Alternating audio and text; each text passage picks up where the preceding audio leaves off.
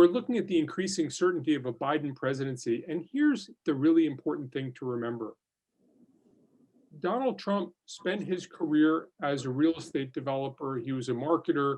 There's a certain amount of puffery involved of people who are trying to sell something and say, this is the best.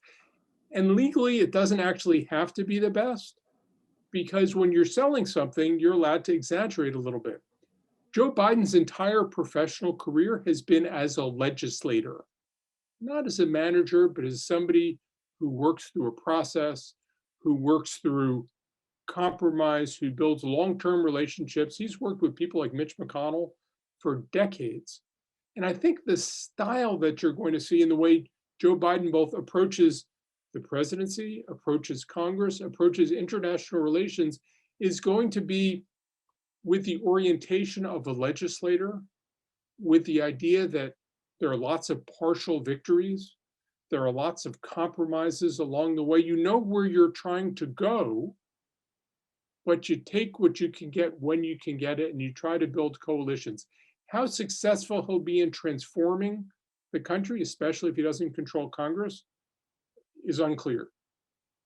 But in terms of his approach will be to be relatively predictable, to be relatively conciliatory when he can be, and to be effective at the end of the day and not to keep saying, I'm winning, I'm winning, I'm winning.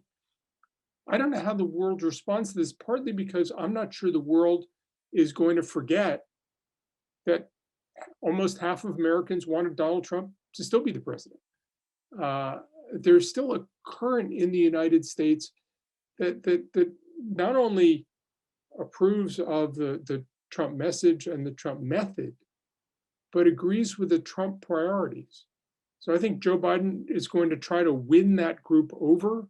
But I think as the world looks at the United States, in the back of people's minds is always going to be that idea that maybe Donald Trump represents the future. Maybe Joe Biden is just a brief respite that takes us into the past. And as we plan for our future, we can't plan on the next string of 20 presidents being just like Joe Biden. We have to hedge against the possibility that some number of those presidents are going to be more like Donald Trump. And we will have to take action to protect ourselves against that eventuality.